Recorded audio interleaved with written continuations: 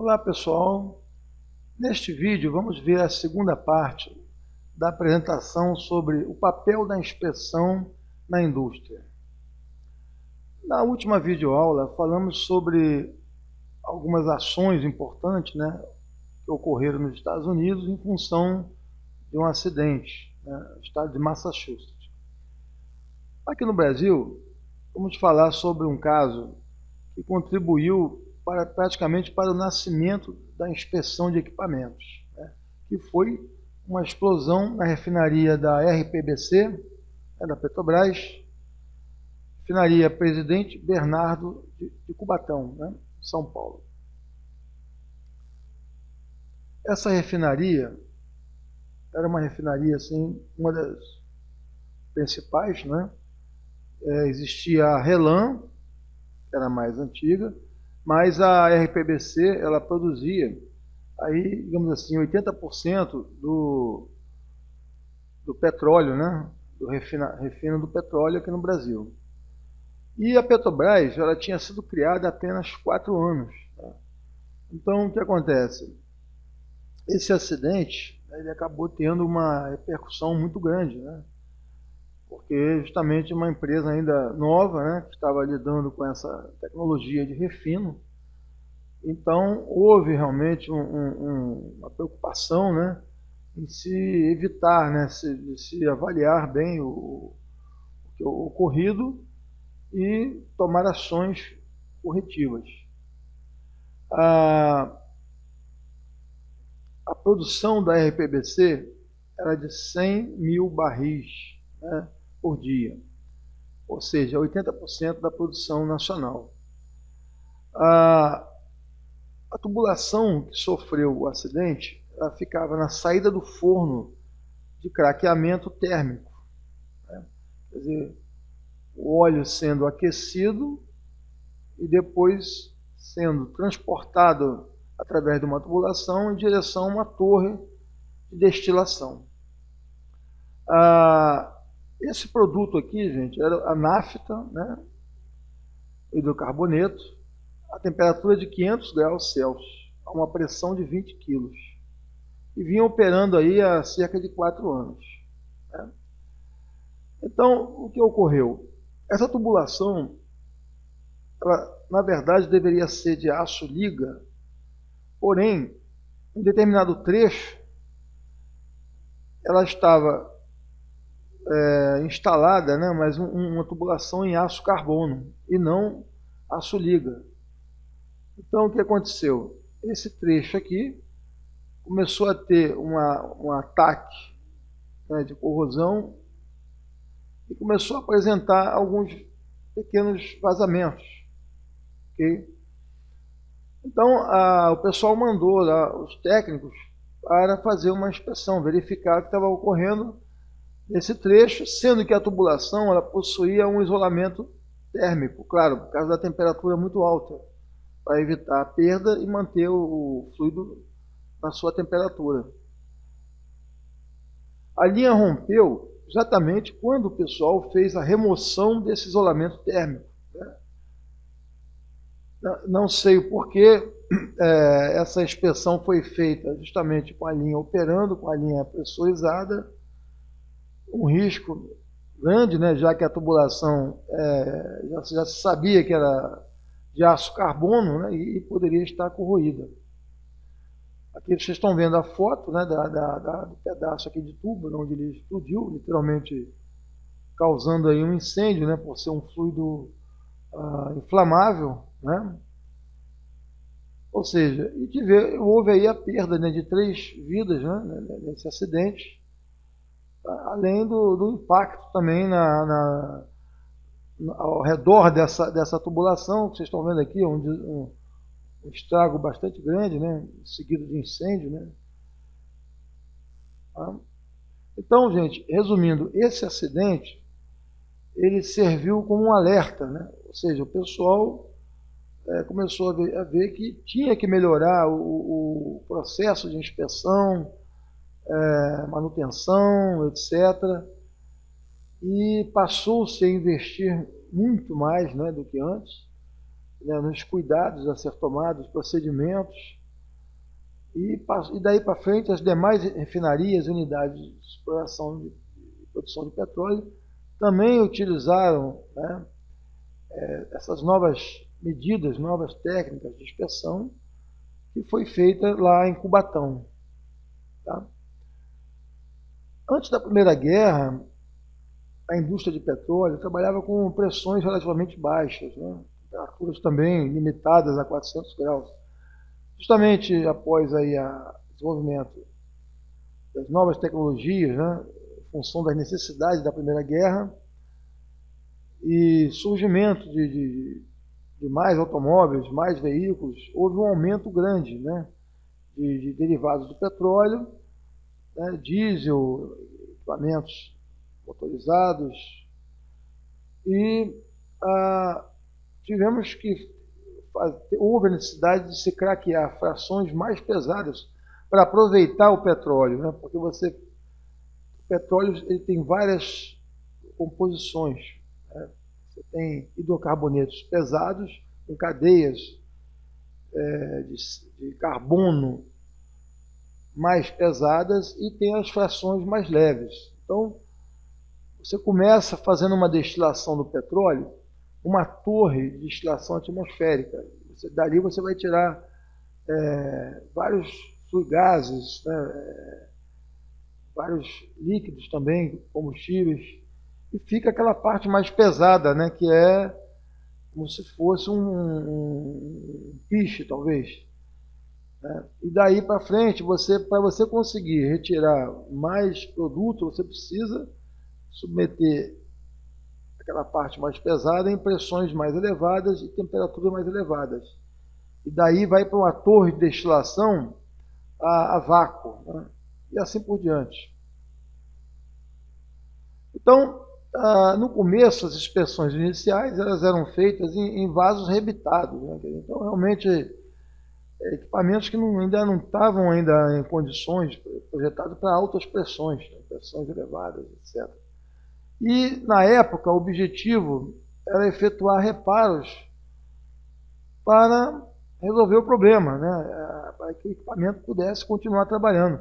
Mas não havia uma preocupação com a vida residual, né? E nem resolver problemas do material em si, né? Por exemplo, a compatibilidade química do material. Então, quer dizer, a partir daí, com esse aumento de demanda, né, esse acidente que ocorreu, os processos contínuos funcionando por longo tempo para atender às demandas, pressões de temperaturas mais altas, novos campos de petróleo, alto enxofre com corrosão, né, condições corrosivas, as refinarias, elas organizaram serviços de inspeção de melhor qualidade. Para quê?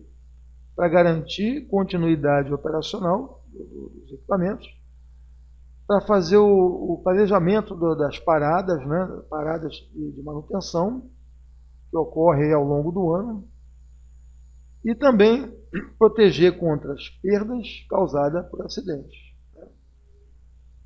Então, gente, a inspeção ela serve aí como um grande manancial de informações para que a equipe possa preparar as paradas do processo. Então ele já sabe que tem, por exemplo, um equipamento que está sendo já está em final de vida, por exemplo, ele já está há muito tempo operando, uma válvula, por exemplo, uma bomba. Então ele vai ter que ser substituído. Muitas vezes ele nem tem mais reparo. Enquanto isso, eu tenho lá um trocador de calor, por exemplo, que está sujo, né? Está com incrustação. Então vai ter que ser feita o quê? Uma limpeza. E assim por diante. Mas se você não tem uma inspeção adequada, como é que você vai alimentar, como é que você vai passar as informações para as equipes de planejamento? Não tem como. Então, é fundamental aqui o trabalho da inspeção, uma inspeção bem feita. Né? E, além do que, quanto mais o inspetor conhece o seu equipamento, o seu processo, melhor vai ser o planejamento, né, desses reparos e dessas paradas. Tá? O uso de estatística também é muito importante, né, na inspeção, e nós temos aí basicamente dois tipos de estatística. A estatística de falhas dos equipamentos. Então, tem uma ideia aí de quanto tempo um equipamento pode funcionar sem sofrer nenhuma intervenção, nenhuma, digamos assim, nenhuma manutenção, né, nenhuma ação corretiva, ou mesmo um teste.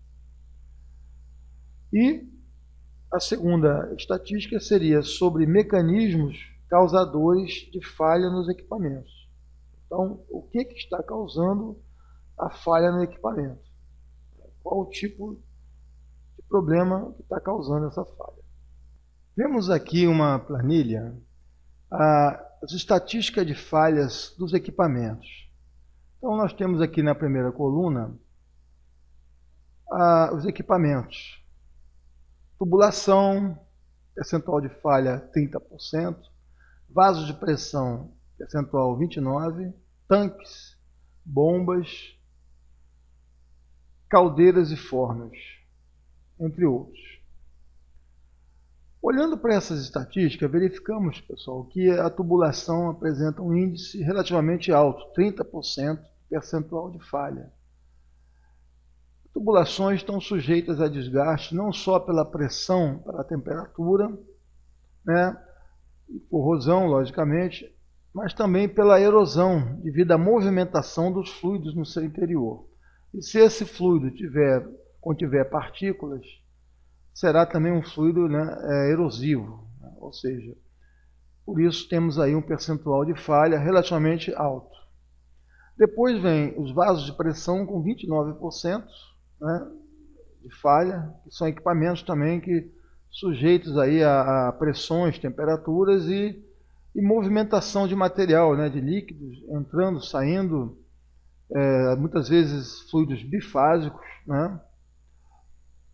Na sequência temos os tanques de armazenagem, né, geralmente trabalham com uma condição menos crítica, já que o fluido está normalmente em repouso, né. Então temos lá um tanque e temperaturas geralmente não tão elevadas, né, e por isso um percentual de falha um pouco menor, 17%.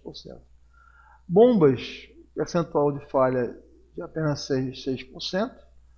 Isso aí a gente pode acreditar a tecnologia que vem cada vez mais, né, vem aprimorando aí o projeto das bombas. Temos bombas multi-estágios, né, bombas com selos já cada vez melhores, materiais mais confiáveis, e daí esse percentual mais baixo.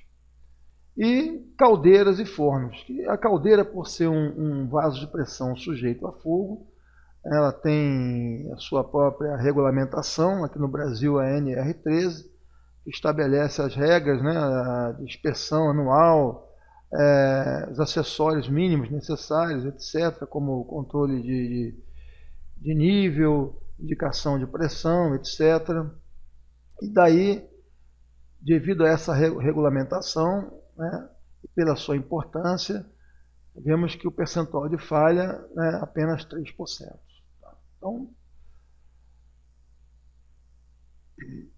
a outra estatística que devemos levar em conta, né, que o inspetor deve estar atento, é o mecanismo causador da falha. Então, o que causou a falha do equipamento, né? Então, vemos aqui nessa tabela que o principal mecanismo causador de falha é a corrosão, com um percentual de ocorrência da ordem de 29%. Então, o inspetor, né, que vai fazer a sua verificação, avaliação de um equipamento, o primeiro item que ele deve estar atento é exatamente a corrosão. E essa corrosão, ela pode se manifestar de várias formas, né? Muitas vezes uma corrosão generalizada na superfície metálica, ou uma corrosão localizada, né? Existe um tipo de corrosão que ela apresenta pontos, né, e possui um alvéolo, ou seja, uma camada que envolve como se fosse uma bolha, Porém, se ela tiver uma perfuração considerável, não fica aparente. Então, ao fazer a inspeção dessa corrosão, né, o inspetor deve remover esses alvéolos, essas bolhas, deve solicitar uma limpeza para então verificar ali se há realmente uma profundidade maior ou não do ataque químico. Né? Porque muitas vezes só olhando essa bolha ele não consegue visualizar se há um pitting, né? Se há uma perfuração, por exemplo, da chapa maior ou menor. Então tem que ser feita uma limpeza. Em segundo lugar, corrosão sob alta temperatura, 7%. Em terceiro lugar, corrosão sob tensão ou fadiga combinada, né? Fadiga, tensões cíclicas, que o material fica sujeito, combinado com a corrosão, ou ainda fragilização por hidrogênio, 6%. E em quarto lugar, a fadiga, responsável por 25% das falhas. Né?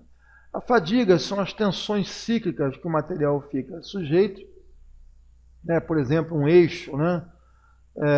Que está ali girando, geralmente tem rolamentos, e chega uma hora que ele vai sofrer realmente um desgaste, né? Ele vai ter que ser reparado, vai ter que ser feita a manutenção ou até a substituição desses rolamentos. Né? Então a fadiga ela ocorre no material devido às tensões que vão ocorrendo ao longo do tempo. Okay? E a fratura frágil, né? Que também é um mecanismo que pode ocorrer aí em metais, né? E o problema da fratura frágil é que ela realmente não chega, você não vê uma deformação do material, né? A parte elástica da deformação é muito pouca. Então, esses materiais, por exemplo, ferro fundido, muitas vezes ele pode sofrer uma trinca, ou seja, uma fratura, e de uma hora para outra, em função de uma pancada, em função de às vezes um golpe de ariete na linha, né? Por exemplo, linha de vapor, por exemplo, nós temos presença de condensado. E o que acontece? Se esse condensado não for removido através dos purgadores, por uma falha dos purgadores, esse condensado ele é arrastado junto com o vapor e você tem um golpe de ariete, por exemplo, numa válvula de retenção. Ele pode simplesmente quebrar a carcaça da válvula ou até na própria tubulação, né? Então, causando aí uma fratura realmente. Né? Ok? Outro aspecto muito importante da inspeção, gente, é o plano da inspeção, um programa de inspeção. Né?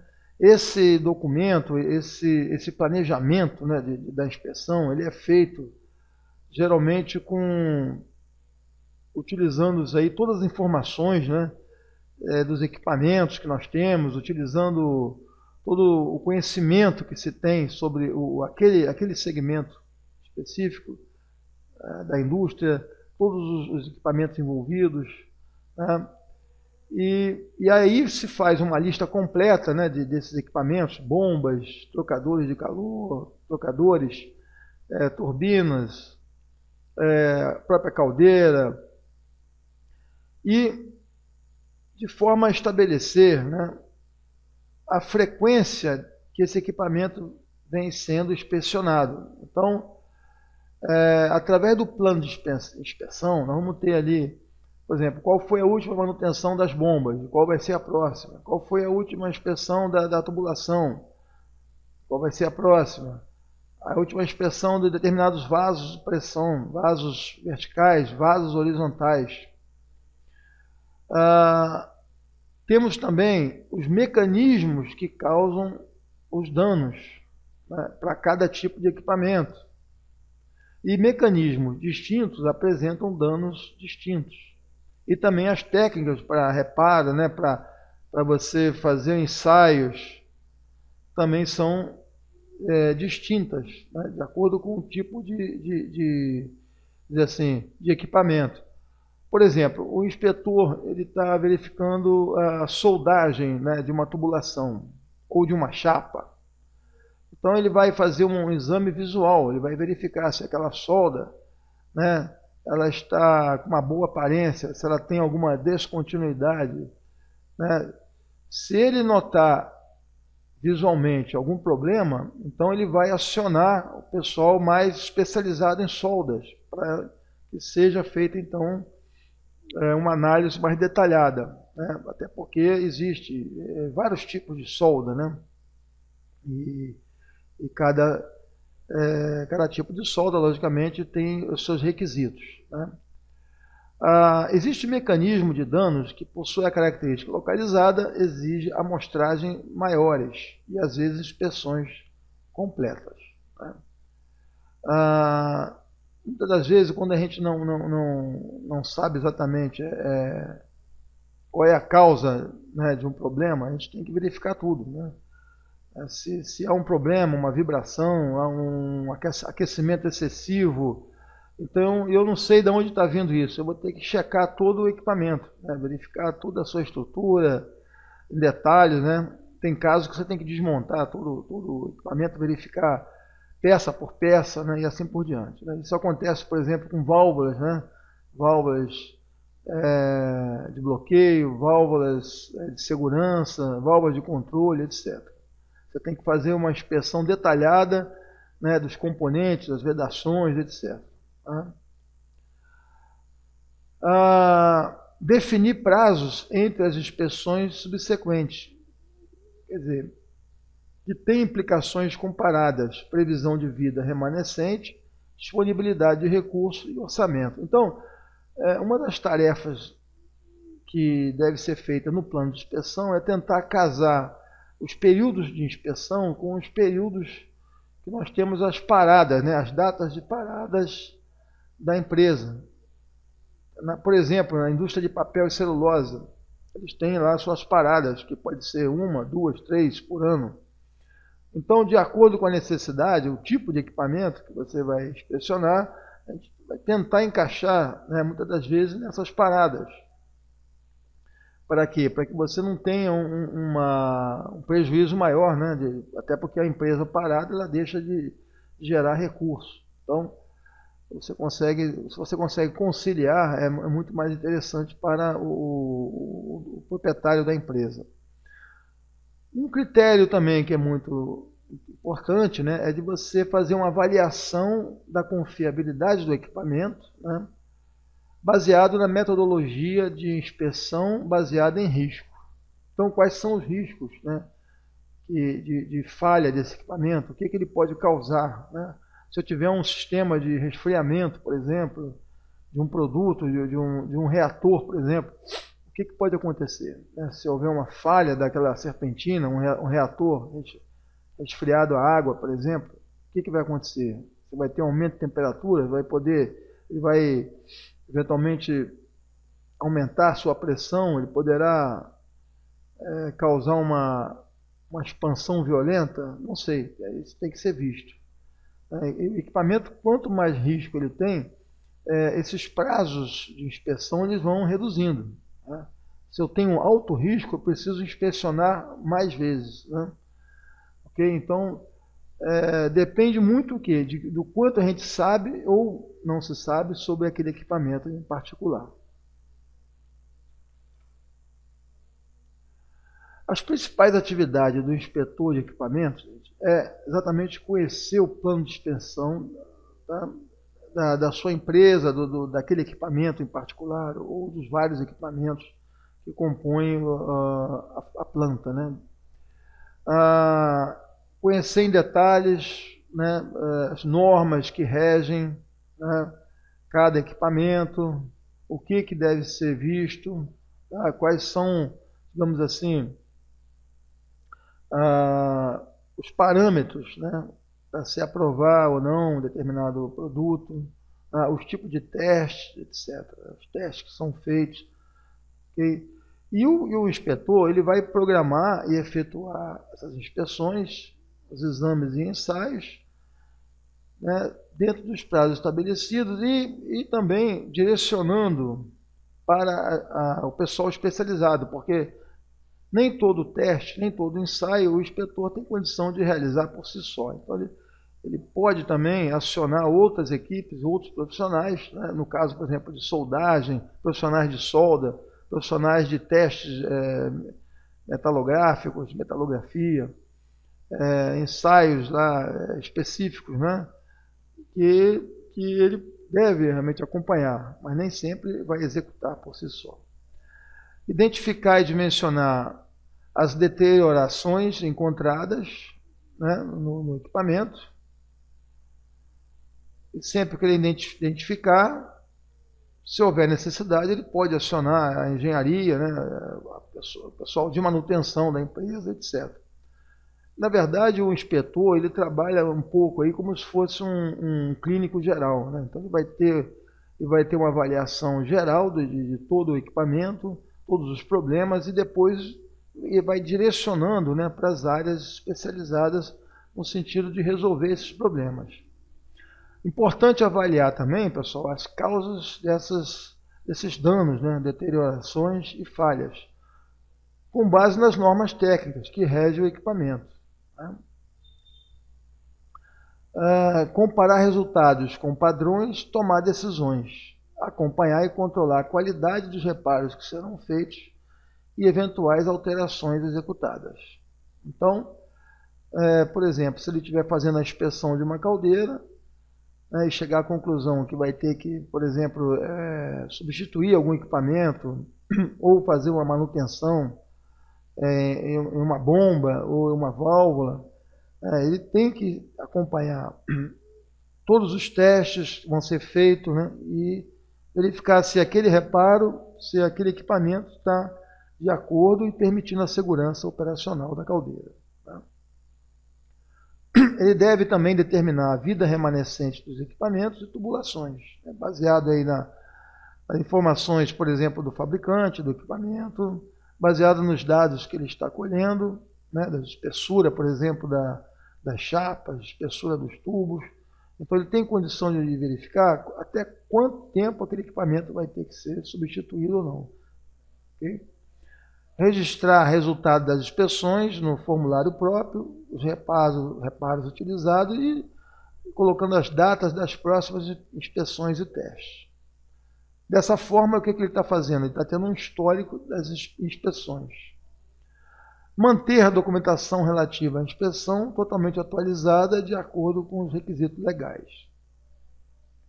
Ele deve acompanhar ou conhecer as condições operacionais do equipamento de tubulação, para ver se está realmente condizente com as limitações desse equipamento. Né? Já houve um caso, por exemplo, que eu visitei uma empresa de geração de energia, através de caldeiras, né, que queimavam, na verdade era um tipo de capim, né, selvagem. Mas na partida utilizaram cavaco de madeira para partir a caldeira. Então o que aconteceu? A temperatura da caldeira, devido ao maior poder calorífico, chegou a temperatura do vapor acima de 500 graus. Né? Isso aí fez o quê? Que a tubulação, né, de aço carbono e a tubulação também, e as válvulas de aço carbono sofressem um ataque muito grande. Né? Houve um emperramento da válvula, uma deformação devido à temperatura alta, porque aço carbono trabalha até 400 graus. Então, nessa condição operacional, utilizando cavaco de madeira, de maior poder calorífico, ocasionou o quê? Uma temperatura altíssima e houve a necessidade de fazer manutenção e substituição de parte da rede, né? A rede de tubulação e válvulas. Desenvolver proposta de melhorias para minimizar deteriorização. Desenvolver novas técnicas de inspeção. Tudo isso aí faz parte do trabalho do inspetor. Uma outra pergunta que surge, gente, é o seguinte: que áreas de conhecimento devem ser dominadas por um inspetor? Né? Porque, afinal de contas, ele está lidando com diversos tipos de produtos, de processos industriais, materiais, né, procedimentos, tipos de de indústrias específicas, como papel e celulose, como açúcar e álcool, a indústria do petróleo. Então, afinal, o que ele deve ter em termos de conhecimento para que ele possa exercer sua função? Né? Essa é a pergunta. Então, nós temos aqui as principais áreas de conhecimento que o inspetor deve ter, né? Ele deve conhecer, seria os processos industriais. Que processos são esses? Processos químicos, físicos, existentes aonde? Por exemplo, nós temos a indústria farmacêutica, a indústria química, indústria petroquímica, indústria alimentícia, que envolve uma série de equipamentos, né, que você tem lá aquecimento, resfriamento, água, vapor, gás, caldeiras, tanques, tubulações, etc. Você conhecendo o processo, se você não conhece, é muito fácil. Você, ao entrar naquela empresa que você vai fazer a inspeção, você pode solicitar um técnico de operação, um engenheiro da empresa, que te dê uma explicação. Olha, estamos aqui, por exemplo, numa uma empresa de açúcar, né? Uma usina de açúcar e álcool. Como é que funciona? Vou te explicar.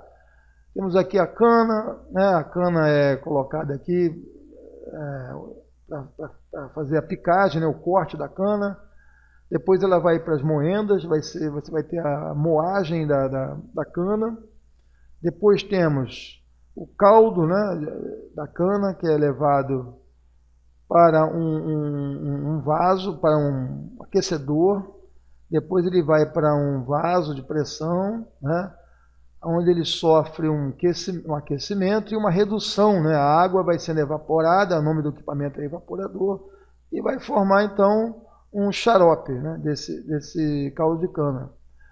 E daí para frente temos a produção do açúcar, né, através dos cozedores, e depois os secadores, e aí o açúcar praticamente já está em condições já de ser embalado. Então, gente, é muito fácil, né? Você conhecer um processo, basta você observar, né, ou então estudar, através de muita literatura sobre isso, para que você possa falar a mesma linguagem quando você estiver naquele cliente, ou que pode ser a tua própria empresa que você trabalha, né?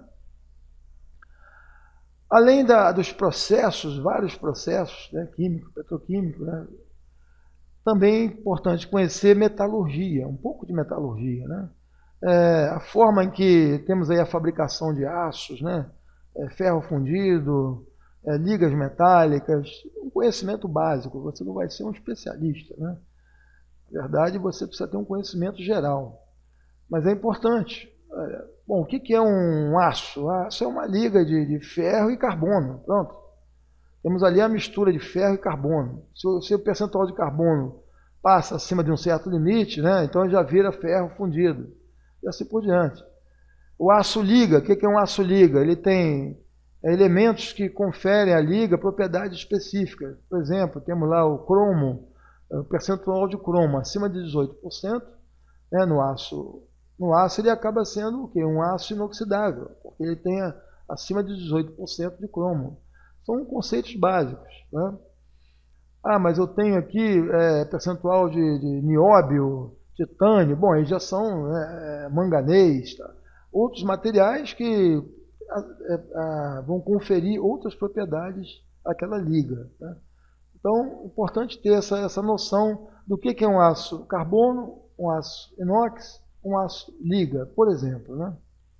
Soldagem, processo de soldagem. Quais tipos de processo de soldagem? Nós temos muito popular, que é o oxigás, né? Você tem o oxigênio e acetileno, por exemplo. Então, ele vai fazer a soldagem através de eletrodos, né?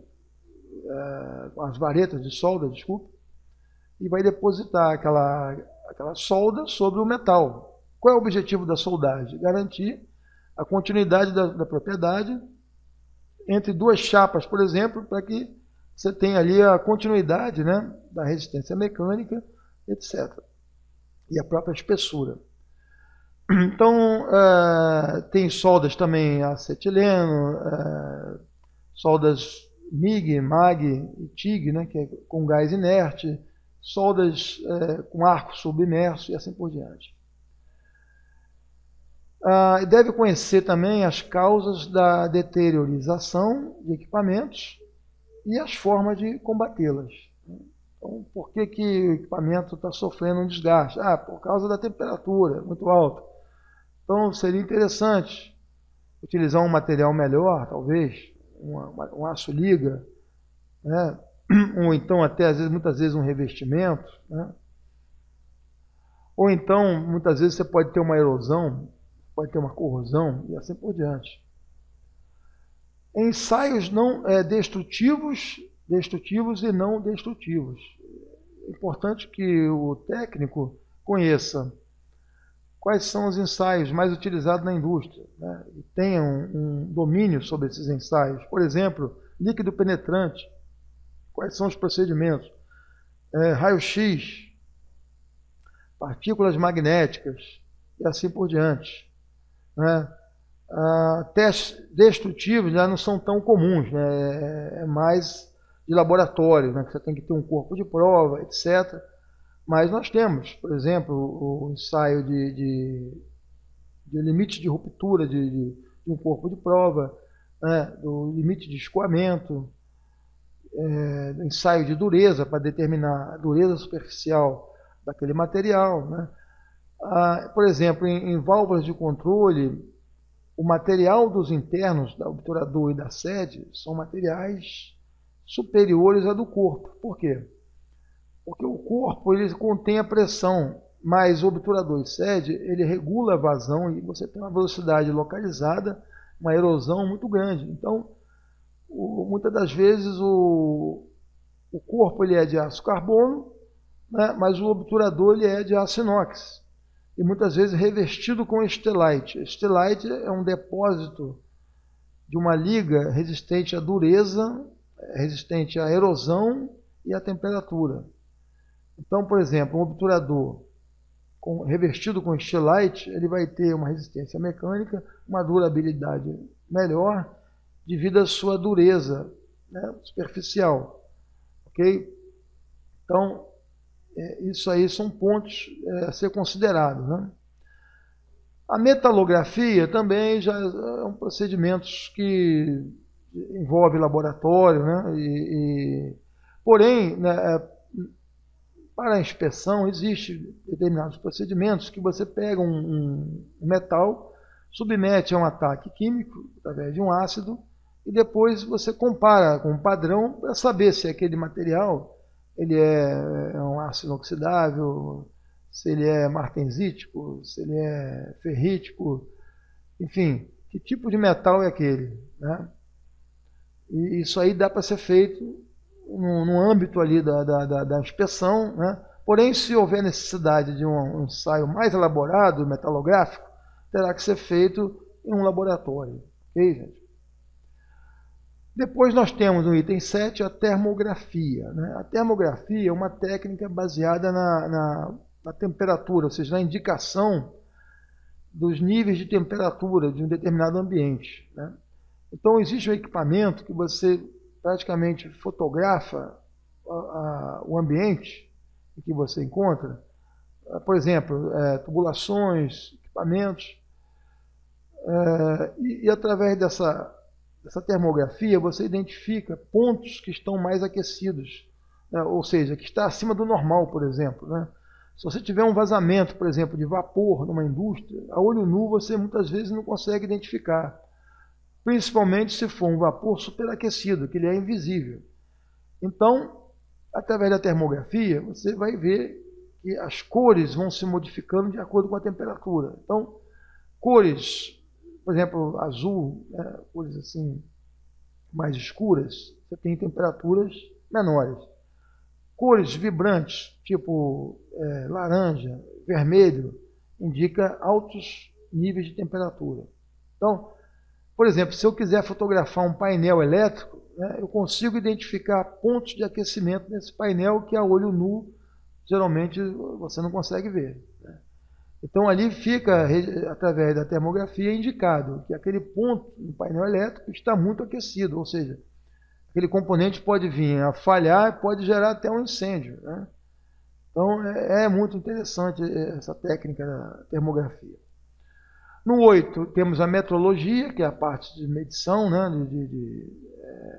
Quando você faz uma inspeção dimensional do equipamento, então, diversos tipos de instrumentos que você usa, né? Como, por exemplo, o micrômetro, né? Paquímetro, etc. Muitas das vezes você tem flanges, né? Você tem bocais, você tem lá a especificação, o desenho mecânico que vem lá indicando determinados diâmetros, comprimentos desse flange e as suas tolerâncias. Então, numa inspeção, você pode determinar se aquela medida está dentro ou não da tolerância, né, que o fabricante especificou. Okay? No 9, temos desenhos técnicos, que também é importante para compreender aí o funcionamento, né, as características de uma máquina, de um equipamento, etc., a tubulação. Também é importante que o técnico de inspeção aí tenha esse conhecimento. Tá? E a parte de equipamentos industriais e sua regulamentação, né, como, por exemplo, as caldeiras, NR13, vasos de pressão, que também está contemplado na NR13, etc. O código ASME também é importante conhecer, né? Entender digamos assim, os requisitos do código ASME, tanto construtivo como também na parte digamos assim, da performance exigida dos equipamentos. Okay? E, finalmente, vamos chegando aqui ao encerramento, né, dessa disciplina, considerando que essas lições todas, tudo que aconteceu no passado é passado, né, e provavelmente não vão ocorrer na intensidade que ocorreram, mas pergunta-se, quantos acidentes ainda ocorrem no Brasil e no mundo nos tempos atuais, né? Mesmo com toda a tecnologia, mesmo com todo o desenvolvimento dos processos, né, e das normas, ainda temos acidentes, né? E se o pessoal, né, se os empresários, né, os gestores das empresas acham caro investir na prevenção, né, experimente um acidente. Não é verdade, gente? Muito obrigado, então. Estamos encerrando aqui essa disciplina. Desejo a vocês um excelente curso e um ótimo aproveitamento. Muito obrigado.